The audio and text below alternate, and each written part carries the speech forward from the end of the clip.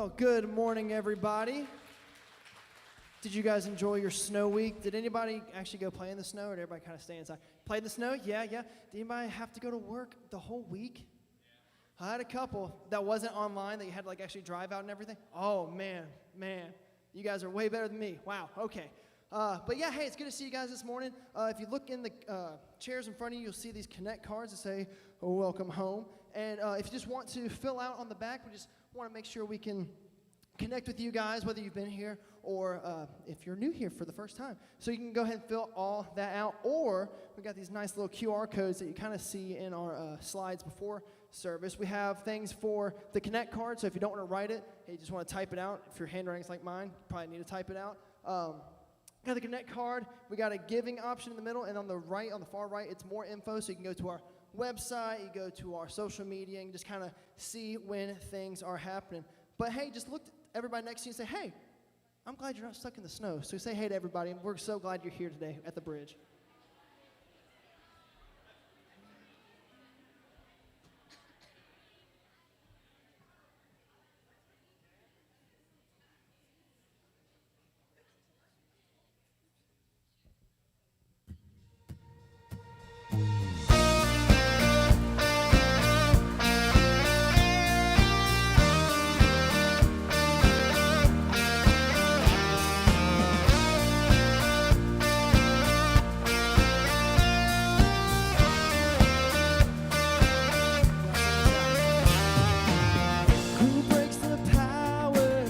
Of sin and darkness, whose love is mighty and so much stronger, the King of glory, the King above all kings,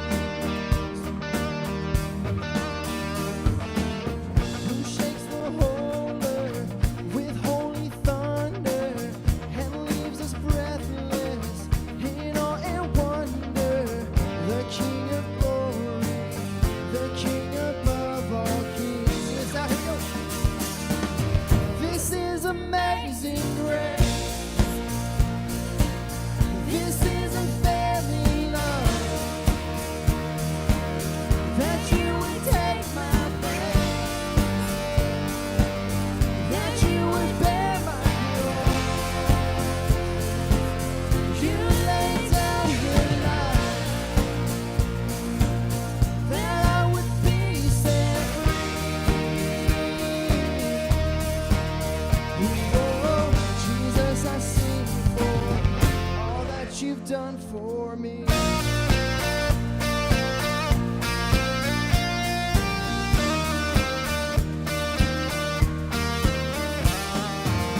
Who brings our chaos back into order and makes the orphan a son and daughter, the King of glory, the King of glory, who rules the nations with truth and justice, shines like the sun in all of its brilliance, the King of glory, the King above all kings. Yeah, oh, this is amazing grace. This is unfailing love, that you would take my place, that you would bear my cross. You laid down your life, that I would be set free. Whoa, Jesus, I sing for all that you've done for me. Sing this out. And worthy is the Lamb who was slain. Worthy is the King who conquered the grave. And worthy is the Lamb who was slain. Worthy is the King who conquered the grave. Come on. And worthy is the Lamb who was slain. And worthy is the King who conquered the grave. And worthy is the Lamb who was slain. Worthy, worthy, worthy. Oh, this is amazing grace.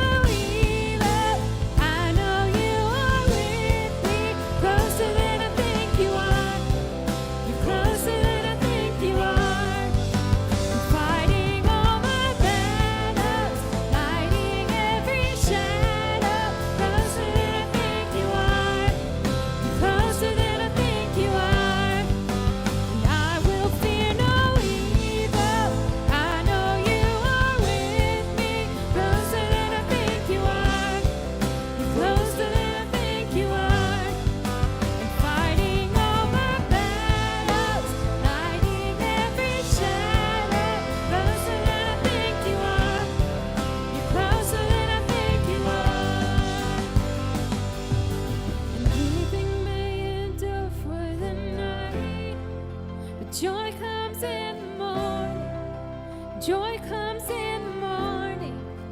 Joy comes in the morning. Joy comes in the morning. And joy comes in the morning.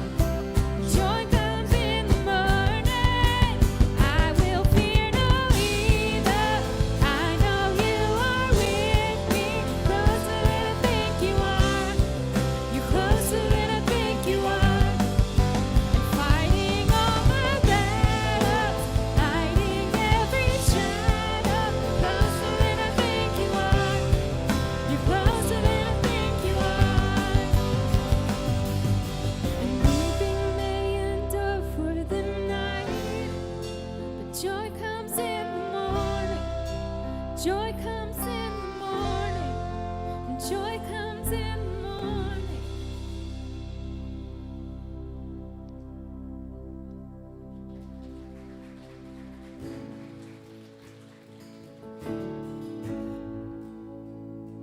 Lord, I come, will I confess, bowing here, I find my rest. 'Cause without you, I fall apart.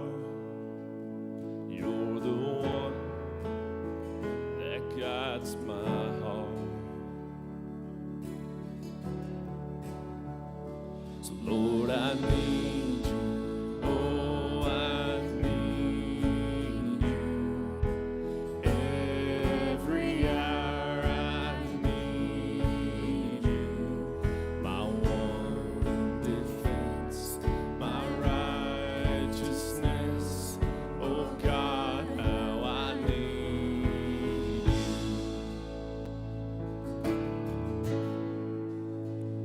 Where sin runs deep, your grace is more. Where grace is found is where you are. And where you are, Lord, I am free. Holiness is Christ in me. Lord, I need you. Oh, I need you. Every hour I need you. My one defense, my righteousness. Oh God, how I need you. So teach my song to rise to you. When temptation comes my way, when I cannot stand, I'll fall on you. Jesus, you're my hope and stay. Lord, I need you. Oh, I need you. Every hour I need you. My one defense, my righteousness. Oh God, how I need you. My one defense, my righteousness. Oh God, how I need you. My one defense, my righteousness. Oh God, how I need you.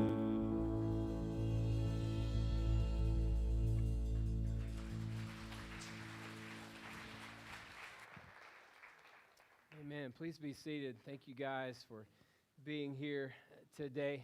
That is our prayer cry of our own hearts, to let God know that we desperately need Him to work and move in our lives. And if that is the case for you, you've come just needing some hope and needing some help, I do hope that today is a day that you find that. If you're with us online, thank you for visiting with us, and we look forward to seeing you in person when you have the opportunity to do that. My name's Chad. I have the awesome honor of being able to be a part of this motley crew of misfits that I love that we call the Bridge family. So if you're visiting I'm telling you, you're not in a place of perfect people, but you are in a place of people who are perfectly suited to be used by God in powerful ways. And we see it all the time. I'm thankful to be a part of their lives. I'm also thankful for the volunteering and the service and everything that goes on behind the scenes. They don't do it for praise or anything like that, but I'm super thankful today for my buddy Frank over here for coming with his tractor and moving all the snow yesterday. So thank you very much for that. But we able to visit and meet in a way that hopefully reminds you of last week. We talked about Moses, and we began the story of God and how he parted the sea. And I feel like this sunshine today is actually parting the sea and is our hope, allowing us to be able to get out of our quarantine cells and enjoy being together. If you have a Bible, we're going to be in the book of Joshua today. We're closing up the story of Moses. We're going through the story of God, and we've gone thousands of years already. We started with Adam, went to Noah, then went to Abraham and Isaac and Jacob and Joseph and Moses, and now today we're with Joshua. Now, Moses did lead the people into freedom, and if you were here last week, you were reminded of that if you didn't already know that. He led the people to freedom, but he couldn't quite close the deal. He didn't get them to that place of promise. He did not get them to that place of rest. He wasn't able to complete it because even though the people were free, they expected something that didn't happen right away, and as a result, they struggled to trust. They struggled to be faithful. They struggled to be consistent in their relationships with God. And as a result, God put a ban, if you will, on the people. He said, none of you who are over the age of 20 are ever going to make it to the promised land. You're not getting there.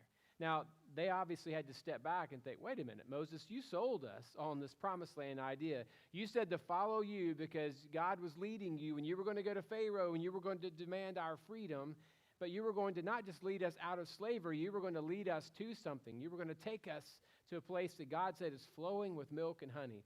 In other words, would meet our needs, would supply everything that we have, a place where we could flourish and grow as a nation, and ultimately see the fulfillment of a promise that was given by our great, on and on, grandfather Abraham, when you said that he would be the father of a nation. Now you're telling us that we're not going to be able to go into the promised land. But it was their decision. It was their call. They ultimately had to trust God. They refused to do it. They doubted him in some ways. They disobeyed him in some ways. And God said, no one over the age of 20 is ever going to make it into the promised land. But I'm going to make good on what I promised. I'm going to be faithful to you in this way. It just won't be that generation. It's going to be the next generation. So you have close to 1 million people. We know there were 600,000 men that left Egypt, crossed the Red Sea, and all their families. So 1 million plus people that are there realizing that they are not actually going to ever make it to the promised land. They're free, but they're just going to wander and they're just going to roam. Now, their understanding, though, is that after these people die, after this next generation dies off, then we can go. So imagine growing up as a kid of faith, trying to figure things out, and you're asking your mom or your grandma or your dad, hey, what's going on? Why are we here? Why don't we have a land? Why don't we have a house? Why are we just living in tents? What is going on? Well, here's what God did for us. He brought us to this place, and because I and your granddad and the rest of us, because we didn't trust God, we're never going to be able to see the promised land. It's actually going to be for you and for your sister, for your own kids, and hopefully not you and your sister's kids, but you know what I mean. But y'all together, hopefully your families and your all the people that you're going to marry, hopefully for that generation, that will be your place. That's what we came out hoping to see, but we're never going to get there because we weren't faithful. We didn't trust God in this way. So what has to happen, Dad, or whoever they're talking to, what has to happen, Dad, for us to be able to get there? Well, we all have to die. So your faith experience is really waiting on Moses and all of these other men to die. You're waiting on that generation literally to die off before you go in. Imagine if that was the promise for us, and God said, Bridge family, I've got something great planned for you, but Chad's just got to die off before we move forward. So every Sunday you come in hopes that I'm not here. You walk in the door, and who's going to be teaching today? Who's going? And you see me stand, or you see me singing in the corner, you're like, oh, he's still around. Like, we can't move forward until he's gone. So it's got to feel strange. I'll look back, and who's coming through the curtain? Oh, that's him. There's this weird, strange faith expression that these people had to learn to live with of we honor God, we trust God, we're faithful, we're waiting on him, but ultimately we can't do it with all these people. So we're waiting on them to die. Eventually, Moses' time does come. And in Joshua chapter 1, verse 1, that's how the book begins. It says, after the death of Moses, the servant of the Lord said to Joshua, son of Nun, Moses' aide, Moses, my servant, is dead. Now then, you and all these people get ready to cross the Jordan River into the land I am about to give to them, to the Israelites. I will give you every place where you set your foot, as I promised Moses. Your territory will extend from the desert to Lebanon, and from the great river, the Euphrates, all the Hittite country, to the Mediterranean Sea in the west. The time had finally come. Moses and those who were with him at the time, except for Caleb and Joshua, that's another story we won't get to today. But for the most part, all of them were gone. That entire generation had died off. So after Moses' death, God needs a new leader, and he goes to Joshua and says, you are actually going to be the one to lead now. And you are the one that will lead the people to take the land of promise, this place where you're ultimately going to be able to rest as a nation. No more wandering, no more struggling here. You're going to be able to rest. You finally will see the fulfillment of the promise that I had promised to your ancestors that you've heard about for generations, hundreds and hundreds of years. It's finally about to happen. So Joshua begins to tell the people, and they're excited, no doubt, tears of joy. Moses is dead. Everyone's gone now. They can move forward. But there's also some fear because they knew the reason that they weren't ever able to take the land is because those ahead of them were fearful. They got into the promised land and realized there were people in the promised land. Like, that's the land that God's promised for us, but we didn't know we were going to have to fight for it. Like, we thought God would just give it to us and move all the people out, but we're actually going to have to fight for this land. It scared them off. It took away their faith, their courage, and they shrunk back and said, we can't do this. And God said, because you don't trust me in this moment, then ultimately you're going to be banned from the place. So they knew there were people there. So God begins to work through Joshua, saying, you've got to give the people courage to do this, obviously, because they're all a little afraid, even though they're excited. So here's what I'll tell you. Verse 5, he said, no one will be able to stand against you all the days of your life. As I was with Moses, so I will be with you. I will never leave you or forsake you. Be strong and courageous, because you will lead these people to inherit the land I swore to their ancestors to give them. Be strong and very courageous. Be faithful to obey all the law my servant Moses gave you. Do not turn from it to the right or to the left, that you may be successful wherever you go. Keep this book of the law always on your lips. Meditate on it day and night, so that you may be careful to do everything written in it. Then you will be prosperous and successful. Have I not commanded you? Be strong and courageous. Do not be afraid. Do not be discouraged, for the Lord your God will be with you wherever you go. 3 times he said, Joshua, as you lead these people, and I know you're going to relay this to them, you've got to be strong and courageous. And then he also said, and consistently follow everything that I ask you to do. Now he said it 3 different times, be strong and courageous. You don't say be strong and courageous 3 times unless there's going to be something that is going to tempt them to not be strong and courageous. You don't tell people don't worry when it's actually good news. No one says, supper's ready. Don't worry. Supper. You don't say that. You just know it's an okay thing. No one's afraid to eat a meal. You don't say, kids, go brush your teeth, but don't worry. Have no fear. The Lord's with you. You don't do that. That's not a hard thing. But if you're moving and changing situations and transitioning into something new in life, a new season of life that's going to be difficult, you say, okay, don't worry. We've got this. And 3 different times, God told the people, be strong and courageous. Now, I know there are some spiritual parallels here between Joshua leading the people to experience this physical rest, this literal place, and you and me, ultimately, on the road to experiencing spiritual rest. I am confident that the majority of people around us are spiritually restless, and I'm confident that even in this room, that many of us are in that spot. We are spiritually tossing and turning and wondering when we're ever going to have any peace, and when we can ever really relax in this thing, and when we'll ever be able to trust, and when we will ever be able to not worry and fear and struggle and stress. Spiritual restlessness. Now, because there are some parallels, I think, here, there also are some parallels to the instructions. He told Joshua, you and the people, be strong and courageous. Listen to me. Everything that I ask you to do and follow it, and you'll be successful. So if you and I are ever going to fully experience spiritual rest, where we can just relax and say, God, you've got this. I know you're with me. You're walking with me here. These are tough times. These are difficult times in my home or in my work, my marriage, with our finances, whatever it is. But I trust you in this. If we're ever going to be able to get to that point of just spiritually being able to rest, I think the principles are the same. So, number one, again, just rehashing what God told him. If I'm going to fully rest, spiritually speaking, I must strengthen what's weak. He told the people, be strong, be strong, be strong. 3 different times he told them to be strong. And for you and me, one of the reasons that we are at times are spiritually so restless is that we have so many vulnerable spots that we're ignoring and just assuming aren't going to be an issue. One of the things anytime I have a one-on-one opportunity or even speaking with couples or something about life or getting into marriage or a different season of life, I always ask them, what are your vulnerabilities? In other words, if you were going to take you down, where would you attack? If you were going to plan and devise your own downfall, where would you hit? Because most of us know if we'll just stop and process through our lives. We know where those weak spots are. We know where the holes in the armor are. We know the spots where, if you take this away, I'm not as strong as I appear to be.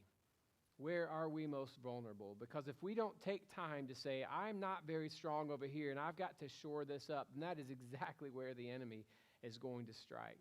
And it's going to threaten to take away that rest. And there will be threats to your spiritual rest for the rest of your lives if you don't shore up whatever those weaknesses are. Now, none of us was going to be strong in every particular area of our lives, but we've all got those spots, those little spots that maybe we think no one else knows or no one else is aware of, but we have those weak spots. And if you and I are going to spiritually be able just to breathe deeply and stop worrying and stressing and fearing what's around every corner and what's going to happen in every chapter of life, at some point we need to strengthen what we have and understand what those weaknesses are, because there will be times, even when it comes to experiencing spiritual rest, when we have to be strong, because things will be taken away from us and moments will creep into our lives where it causes us to be a little uncertain. The second thing he said was to be courageous. So for you and me, that means if we're going to spiritually be able to experience rest, we need to be brave enough to trust. There will be times when your strength alone is not going to win the battle, when your strength alone is not going to be able to prepare you for whatever is next. And in those moments, you've got to be brave enough to trust him, to say, God, I've shored up everything I can. I'm ready. I've got strong relationships. I have healthy relationships. I've worked really hard here. I've tried to shore up my character, the stuff nobody sees. I've tried to work on my shine, the thing that everybody else sees out front. I've tried to do everything. I was not prepared for this. So in this moment, God, I'm going to have to be brave enough to trust you that you're going to get me through this because I'm not ready. Most of us, in times of rest, get a little overconfident. We think, well, I'm good. I mean, as long as I've got these people in my life, as long as I have this relationship, as long as I can put food on the table, as long as I can pay my bills, as long as I have a roof over my head, and then one by one, those things sometimes get taken from us. Listen, as long as I've got this relationship, I don't need anything else. And then you wake up one day and the person you're in the relationship with says, I don't want this relationship anymore. Or as long as our home is okay and we're safe and no one's screaming and yelling at each other, as long as we have this little safe sanctuary at our place, then I can handle the rest of the world. And then one day you get home and your sanctuary is not very peaceful. Or as long as I can put food on my table, as long as I can provide for those who depend on me, then I'm good. And then you show up at work one day and you find out it's going to be your last day at work. And we're just not ready for it. There's no way to prepare for all of those things. And in those moments, we have to say, God, you knew the story. You knew where I would be. I can't get through this. And so I'm just going to have to be brave enough to trust you in this moment. You've got to see me through. It's what happened to the people that Moses was leading. They said, God, we trust you. We're ready to go. We're armed up. We've got our men ready for battle. We've got our shields. We have our swords. We're ready. And he said, okay, now we're in this land of freedom. Let's go scout and see what's on the other side. They said, whoa, they've got more people than we do. They're stronger than we are. They're bigger than we are. We can't take it. In other words, we've tried. We're prepared. It's not that we were ignorant about this, but we can't do this. We're not going to be able to win this battle. And their lack of faith haunted them for the rest of their lives. And there are going to be some things that you're just not feeling really prepared to do. And if you don't show up with courage in that moment, if you're not brave in that moment, you're going to live with a lifetime of regret, of missing out on something because you were afraid. Fear ultimately kept hundreds of thousands of people from experiencing God's plan and God's best for them. Be brave enough to trust. And then the third one, I know it sounds a little elementary, but I feel like at times, for me at least, I have to go back there. If I'm going to fully experience God's rest, I've got to, at some point, check yes or no. I've just got to make a decision. I'm either in or I'm not. Either my allegiance is to God and God alone, or it's not. Most of us are spiritually restless because we just haven't made a decision. Like, well, I like this component. Faith makes me feel good. I feel like I'm doing well leading my family if I, get them into church or try to pray with them over the meals. But then there's this other part. We haven't made a decision. And anyone who lived through the 1980s knows the only way to know for sure where someone stands is to check yes or no, right? You take the piece of paper, you get out your pencil, you say, will you go with me? It's pretty obvious we're in third grade. We're not going anywhere, but will you go with me? You check yes or no. When my kids grew up and they were starting to have relationships, never happened for my daughter, but my son having those relationships, I remember my son telling me at one point, Dad, I just want you to know I'm talking to so-and-so. I was like, about what? He's like, no, like we're talking. Okay, what does that mean? I don't really know. Like, who knows? It's just so ambiguous and cloudy, and I know him, and we're talking. Get out a piece of paper. You may not even own one. Grab a pencil, find one, buy a pencil. Right, check yes or no. Because every third grader in the 80s knows if you want to know where somebody stands, you do it. Because we knew you either put your whole self in or we get it. We knew the deal. We understood. You had to make a decision. And as elementary and as ridiculous and childish as it sounds, some of you are grown adults and you're still looking at the creator of the universe going, I kind of like you, but I also kind of like me. I kind of want to serve you, but it seems we can't even make a decision. And people ask us where we stand. Well, Jesus and I, we're talking. It could get serious. Like, what does that mean? We're either in or we're not. Well, I kind of talking to him on Friday, but where do you stand? At some point, we have to make a decision. If you're in a relationship right now, you have got to know the people you're in a relationship with have made that decision that no one wants to be talking all the way to the altar. You either are or you're not. You're in or you're out. And God's people weren't sure because in the beginning, Moses said, follow me, and we're all going to get to the promised land. And then when times got difficult, everyone looked around and said, well, I don't know. I mean, really, I guess got to get my family there. Then it was, listen, I just got to take care of me. And the mission and the purpose, the vision changed from getting the entire nation of people to the land of promise that God had for them to, listen, I just got to take care of my family. I got to take care of me. I have to make sure that my needs are met. The vision and the passion, the purpose changed along the way. And if you and I are going to experience spiritual rest and get to that point that we often see other people in, where they just seem so settled in what they believe, so settled in who they are, and they're so consistent in the way they live their lives, and we look and go, what's the key? What's the deal? Do they ever struggle? Do they ever have doubts? And most of them have gotten to a point where they've made a commitment to strengthen what is weak, to be brave enough to trust God when they don't have all the answers and all the strength, and just to check yes or no, to say, you know what, I may not get this right, but I am all in. I am all in. Until I trust and obey, I will never be at rest. If you want to waffle, if you want to sit on the fence, if you want to go back and forth, if you want to one moment be spiritual Sam and on the other minute be doubting Danny, I'm not sure, I don't know. All this wavering, this waffling, at some point it gets exhausting. And at some point, if you want rest, you're going to have to make a decision. Either I trust God enough to listen to what he says and follow in his ways, or I'm just going to do my own thing for a while and see. Well, God's people were at that point. So Joshua went to the people and said, guys, it's time to take the promised land. As you know, Moses is gone. Can I get Moses is gone, everybody's out, so now we can move over into the promised land. We can experience everything that God has for us. So get your stuff ready. I want you to pack up, get your things ready. We've been wandering around. We've lived out of suitcases for 40 plus years. Now it is time to move forward. But with every good story, and the story of God is no different, with every good story, even when it's a true story, there is a plot twist. There is a moment where we look around and go, what? What is that about? Because a story that doesn't have a plot twist is not very interesting, and this is where it gets interesting for the people. He said, guys, are you ready? You tired of wandering? Are you ready to make a decision? Yeah, we're ready to go, ready to go. In chapter 12, Joshua is addressing the leaders of all the tribes. And a few weeks ago, we talked about the 12 sons of Jacob and how there are 12 tribes. The people were, in many ways, divided out into clans and tribes and families. There were 12 of them. So Joshua is addressing the leaders, and he says in verse 12, but, as we head over and take this promised land, but to the Reubenites, that would be the tribe of Reuben, the Gadites, the family of Gad, and to the half-tribe of Manasseh. Manasseh was one of Joseph's sons. He says, to the Reubenites, Gadites, and half-tribe of Manasseh, Joshua said, remember the command that Moses, the servant of the Lord, gave you after he said, the Lord your God will give you rest by giving you this land. Your wives, your children, and your livestock may stay in the land that Moses gave you east of the Jordan, but all your fighting men, ready for battle, must cross over ahead of your fellow Israelites.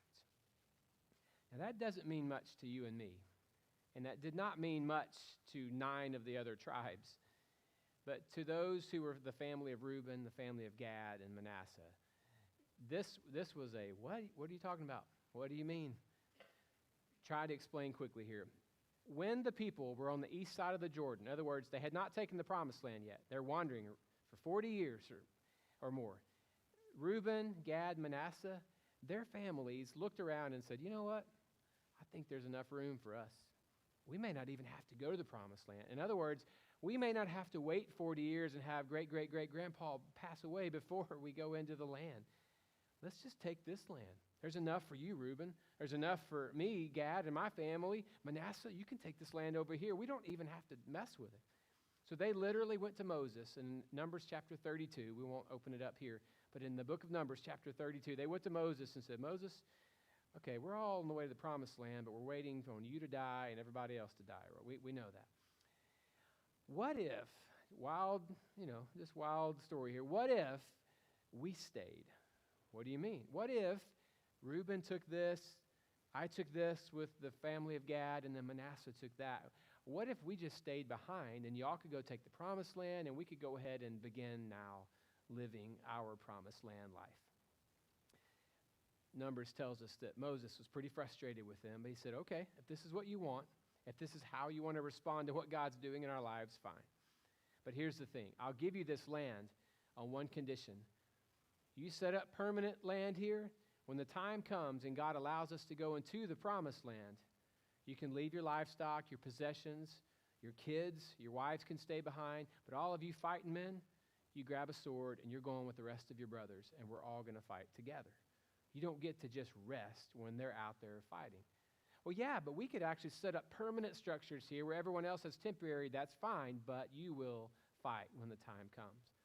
So for 40 years or more, 9 of the tribes, 9 of these families are all living out of a suitcase.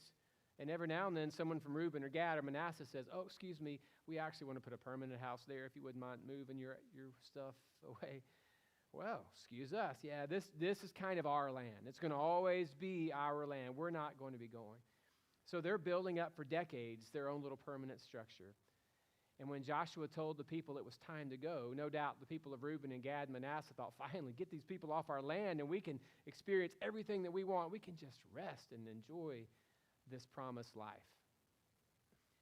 And Joshua said, oh, by the way, you guys, no, you're not resting at all. In fact, you can begin to put away your stuff and grab your sword because you're going to go and fight with the rest of them. Joshua chapter 1, verse 14, he said, you are to help them. Verse 15, until the Lord gives them rest as he has done for you. So you are going to go help them, and once everybody else is in their place, in their home, resting and at peace, then you get to go back. In other words, no one rests until everyone rests.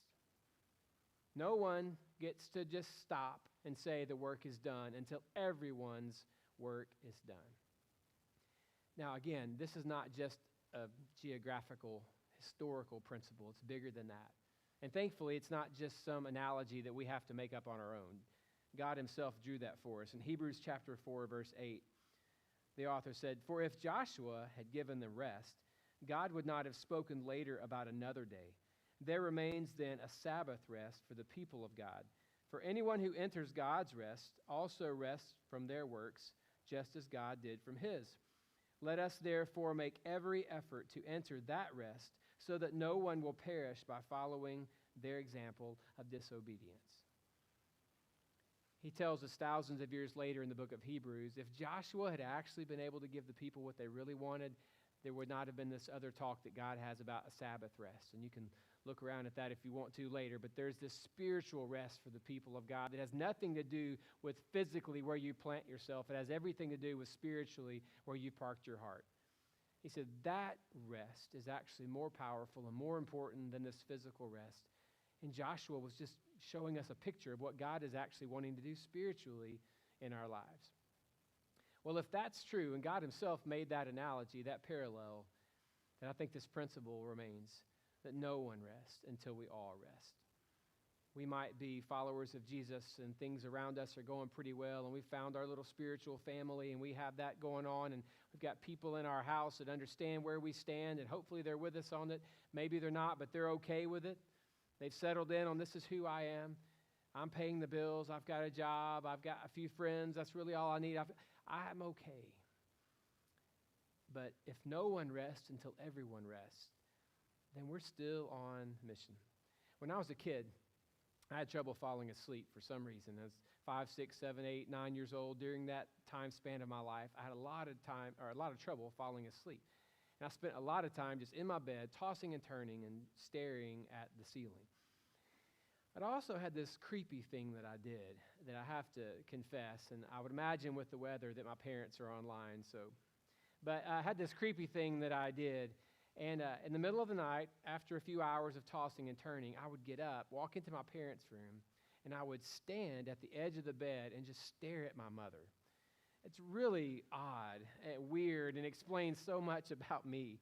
But I would just stare at her. And I don't know what I was thinking. Sometimes I think I remember some of these moments. I don't know. She's told the story enough where I probably have just made that up. But I would go and just stare at my mother. And my mom said when it would happen, because it happened more than a couple of times, when it would happen, she would immediately poke my dad and just say, "He's back. He's back." Because it was so scary for her to wake up and just have this 5, 6, 7-year-old kid just at the bed, just staring a hole like The Shining, through her, just like, what am I doing? I don't know why I'm here. I just know I can't sleep. You need to wake up too and do something about it. And I would just stand there, and it happened time and time again. And each time my dad would get up while my mom is still in shock, and he would walk me back down the hallway, our little house, to our bedroom. Put me in the bunk bed, or when I got a little bigger, my own bed, and just sit there and hold me and basically say, "If you get up again, so help me." And kind of have one of those talks. Because I was just creeping everybody out. I didn't know what to do. I just knew I couldn't sleep, and they shouldn't be sleeping either, or somebody needed to do something about it. And I thought it was so odd and so weird. I never really told the story, to anyone or my family, public. It was just kind of odd. I'm a creepy kid. I didn't know that until later on. Well, fast forward about 25 years, and I'm lying in my bed, and I open up my eyes out of a dead sleep, and my 6, 7-year-old daughter is just staring a hole through me, like, sorry, Mom. Like, it's happening to me. And it is such a weird feeling. And I remember the first time I looked up at my daughter, she was staring at me. I said, "Baby, what's wrong?" "I can't sleep." "Well, what do you want me to do about that?" "I don't know. I can't sleep." So I get up and take her upstairs and put her in her bed. And I sit there beside her. And, of course, she's kind of wired and wide awake at the time. And she's laughing because it is kind of stupid to come down and stare at an adult when you can't sleep. And so we're kind of having a moment. I'm like, "Baby, don't laugh. We'll wake up. We need to go to bed. It's 2 a.m. or whatever time." I go back downstairs. We're good. 4 or 5 nights later, I wake up from a dead sleep. And she's staring. It happened again. I can't sleep. Like it just over and over. And there was a period of time for her life, for whatever reason, that she couldn't sleep. And her immediate reaction, not even knowing how creepy I responded when I was a kid, she would just come down and stare at me. I'm awake. Someone else needs to be awake too. I don't like this feeling. And for me, in the story of God, Joshua's experience is the moment when the Holy Spirit just comes and stands over me and says, Chad, you've gotten awful comfortable. What are you doing? I don't know. I'm resting. Life's good. I mean, Christy and I are doing well. Kids are doing well. We've got a great church family. We're able to pay the bills. We have food on the table. We're making memories. Life is good. And it's as if the Holy Spirit says, but yeah, it's okay for you. But there are thousands of people all around you that aren't experiencing this. There are thousands of people around that don't have someone praying with them or praying for them at their house, who don't have this relationship that you have. They don't have a spiritual family. They don't have the security that you have, and they certainly don't have the spiritual rest that you have. Well, what do you want me to do about it? Well, you need to do something. You need to get up. You need to start praying for opportunities. As soon as the sun comes up, you need to be looking for ways to make a difference in people's lives, whether by serving them or speaking with them or both, or praying with them or praying for them. You've got to do something, because until everyone is at rest, no one gets to rest. And maybe this is that moment for all of us when the Holy Spirit just stares at us and says, what are you doing? And we look back at God himself and say, we haven't been doing anything. We just spent a year in quarantine, and now snow, and we can't see people. We can't talk to people. We're kind of afraid of people, or wondering if they're afraid of us, and we just kind of gotten lazy. It was a chore just to get to church now after being away for so long. I don't know. We're just kind of hanging out and existing. I think that's that moment when the Holy Spirit says, no one rests until we all rest. Is everyone around you at peace? Is everyone around you living in a home that is honoring me? Is everyone around you aware of their value to me and to their city, to their community? Is everyone around you connected to a spiritual family? Is everyone around you aware that that heavy burden of guilt and shame on their lives can be removed? Is everyone aware of that? Well, not yet. Then get to work. Get to work. You and I have been given an amazing opportunity to shine, to allow God to literally use the way we live and the things we say to save souls, to give people spiritual, lasting rest, to give their hearts rest. And yet you and I at times, if we're not just pushed into a corner and forced to see the reality, we just live our lives. I'm happy. I guess I'm good. We work with people. We go to school with people. People work for us, or we work for people who are spiritually restless. And they're going back and forth. And we know it by the way they live their lives, by the things they talk about, by the things they do. We know there's an unrest in their spirit. And at some point, God is saying it's time for you to do something about it, because until everyone is at rest, you don't get to rest either. Let's pray. Father, thank you for loving us enough at some point in most of our lives to send someone our way, whether it was a mom, a dad, a grandparent, a friend, a neighbor, a coworker, to send someone our way who was willing to explain to us that in spite of all we had done and all the places we had gone, and all the ways that we had made a mess of life, in spite of all those things, that you still desired a relationship with us. And God, we are not worthy to represent you. We're not worthy to speak on your behalf. But Moses wasn't worthy, and Joshua wasn't worthy either. And God, we'll never perhaps have the sphere of influence that those men had. But there are people in our homes, there are people in our neighborhoods, there are people that we work with. There are fellow teammates and classmates that these teenagers have. There are people all around us who are watching us and are willing to listen to us. And if we have that kind of influence, God, I pray that you would allow us to be brave enough, to be courageous enough, to use our influence to lead people home. You would allow us the ability to be able to speak into a dark place in their lives and help them see that life is not over yet. God, you just ask for trust and obedience, and I pray that we'll give that to you today. For those who are in this place who are about to go home today or go to work tomorrow into an environment where there are people around them who are spiritually restless, I pray that you would allow us to be those that infused hope and infused healing into their lives. That we would take advantage of moments to speak up. That when we don't have an opportunity to speak up, that we would allow our lives to shine in such a way that they would see something is going on and it would prepare them for a future conversation. God, use us to light up our place. Help us to stop being so content just because our lives, for the time being, are full of consistency and security, because so many other lives around us are not.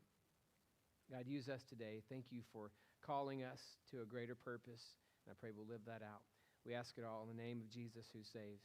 Amen. If you visited today and filled out a Connect card on your way out today, I hope you'll drop it off in the offering bucket, or if you did that online, thank you for doing that. Again, teenagers, tonight at 5 o'clock, and then Wednesday night at 6, we'd love to see you back. So we have a few chairs left still in this room, and I hope that this week God begins to work in our lives and remind us of our opportunity to be able to bring spiritual rest to people's lives, and we fill those up with our friends. So let's stand today, close out in one more song, and we look forward to seeing you next week.